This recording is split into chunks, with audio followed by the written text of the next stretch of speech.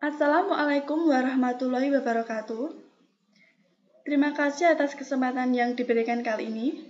Sebelumnya perkenalkan, nama saya Inesyara Aulia dengan NIM 2203102098 dari kelas 2F Manajemen. Pada kesempatan kali ini, saya akan mempresentasikan tentang penyajian data statistik karyawan PT Gudang Garam di Pulau Jawa. Kita akan membahas jenis-jenis penyajian data, yaitu dengan data dalam bentuk tabel satu arah dan data dalam bentuk diagram batang. Yang pertama ada tabel satu arah. Tabel satu arah adalah tabel yang memuat keterangan mengenai satu hal, golongan, kelompok, ataupun satu karakteristik saja. Dan karakteristik di dalam tabel satu arah ini biasanya berisi tentang frekuensi jumlah, kadar, ukuran, dan lainnya. Nah, di sini ada jumlah data tampung karyawan PT Gudang Garam di Pulau Jawa dalam bentuk tabel satu arah. Ini termasuk contoh. Yang pertama ada Surabaya dengan jumlah 83, Blitar 84, Kediri 81, Malang 93, Madiun 81, Mojokerto 83, Pasuruan 90, Probolinggo 80, Banyuwangi 70, Bangkalan 84, Bojonegoro 96. Dan Gresik 74, Bondowoso 44, Jombang 91, Jember 95, Lamongan 93, Lumajang 72, Magetan 84, Pacitan 83, Ponorogo 74, Sidoarjo 90, Situbondo 102, Trenggalek 92.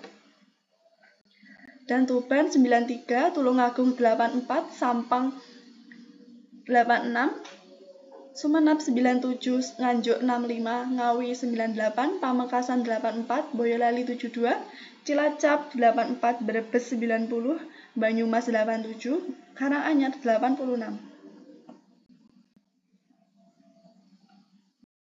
Selanjutnya ada Kendal 81, Magelang 90, Sragen 93, Sukoharjo 95, Wonogiri 86, Klaten 84, Salatiga 83, Tegal 108, Pekalongan 72, Kajen 89, Jepara 75, Pati 112, dan Purwokerto ada 89. Nah, dan berikutnya ini adalah tabel satu arah, yaitu ada jumlah karyawan dan banyaknya. Yang pertama, jumlah karyawan pertama adalah 65 dengan banyaknya 1, 71, 72 dengan banyak 3, 74 2, 75 ada 1, 81, 81 ada 3, 83 ada 4, 84 ada 8, 86 ada 3, 87 ada 1, 89 ada 2, 90 ada 4, 91 ada 1, 92 1, 93 4, 95 ada 2, 96 1, 97 1, 98 1, 102 ada 1, 108 1, 112 ada 1. Dan total semua jumlah karyawannya ada 4.142 jumlah karyawan. Dan banyaknya kota ada 48. Selanjutnya ada diagram batang. Diagram batang adalah jenis grafik yang digunakan untuk menunjukkan dan membandingkan kuantitas data dalam kategori yang berbeda. Diagram batang juga bisa digunakan untuk membandingkan perubahan data atau nilai-nilai penelitian dalam periode tertentu. Diagram batang menggunakan batang horizontal atau vertikal untuk menampilkan perbandingan antar kategori. Makin panjang sebuah batang, maka makin besar nilai yang diwakilinya. Satu sumbu yang terdapat pada diagram dapat menunjukkan kategori atau dimensi yang akan dibandingkan, dan sumbu yang lain mewakili nilai metrik. Dan berikut ada contoh jumlah data tampung dalam bentuk diagram batang, yaitu sama Surabaya dengan jumlah karyawannya 83, Blitar 84, Kediri 81, Malang 93, dan seterusnya. Ini adalah contoh dalam diagram batang. Kalau yang tadi kan kita contohkan dengan tabel satu arah atau dalam bentuk tabel. Selanjutnya sampai N40.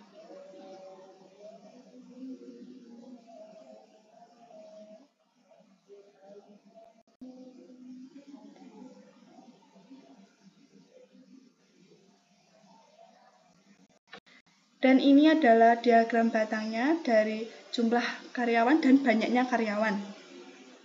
Sama seperti yang tadi, tabel satu arah, tapi ini dalam bentuk diagram batangnya. 65 ada 1, 70 ada 1, dan seterusnya, seperti yang tadi. Sampai 40 banyaknya. Selanjutnya, kita akan menentukan 1.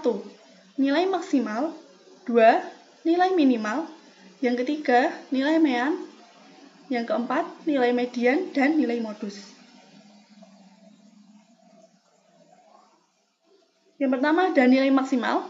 Nilai maksimal adalah fungsi objektif yang menghasilkan nilai tertinggi atau maksimum. Misalnya laba, pendapatan, dan lain sebagainya. Nilai maksimum merupakan suatu nilai terbesar dari data yang dianalisis pada data sampel dalam penelitian. Jadi, nilai tertinggi dari data yang tersebut tadi adalah 112 karyawan dari Kota Pati. Karena 112 adalah nilai tertinggi atau terbanyak dalam jumlah karyawan. Dan selanjutnya ada nilai minimal. Nilai minimal atau nilai minimum. Nilai minimal ialah nilai terendah untuk setiap variabel yang diuji. Nilai minimum adalah fungsi objektif yang menghasilkan nilai terendah pada daerah himpunan penyelesaian, misalnya biaya terendah. Jadi nilai minimal adalah biaya terendah atau nilai yang paling terendah. Dan dapat kita lihat dari data tadi yang kita bahas, untuk nilai terendahnya adalah 60 karyawan dari Kota Nganjuk. Selanjutnya ada nilai mean. Nilai mean merupakan suatu nilai rata-rata yang didapatkan dari jumlah total pada nilai-nilai skala dibagi dengan banyaknya data. Dalam kasus umum, nilai mean dapat diartikan sebagai satu angka yang mewakili keseluruhan data aset. Nilai rata-rata tersebut dapat didapatkan dari hasil penjumlahan seluruh nilai yang ada dari masing-masing data. Kemudian dibagi dengan banyaknya data yang ada itu, yaitu jumlah data dibagi banyaknya data. Tadi jumlah data ada 4.142 dan banyaknya data ada 48. Jadi 4.142 dibagi 48 ialah 86,3. Jadi rata-rata dari jumlah data tampung PT Gudang Garam di Pulau Jawa ada 86,3.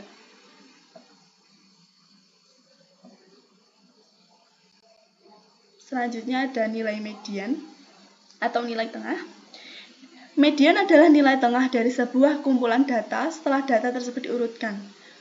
Menurut prinsip ukuran pemusatan data, yaitu dari terkecil ke terbesar dan sebaliknya, atau dari terbesar ke terkecil. Oke. Nilai median bergantung pada data ganjil atau data genap. Pada data ganjil, nilai median tepat pada satu data di bagian tengah. Sementara pada data genap, nilai median merupakan penjumlahan kedua data paling tengah kemudian dibagi 2. Jadi nilai tengah dibagi 2 sama dengan 84 ditambah 86 dibagi 2. 84 ditambah 86 itu adalah nilai tengah dan dibagi dengan 2. 84 ditambah 86 sama dengan 170 dibagi 2 sama dengan 85. Jadi nilai tengah dari data tampung PT Gudang Garam adalah 85. Oke. Lanjut.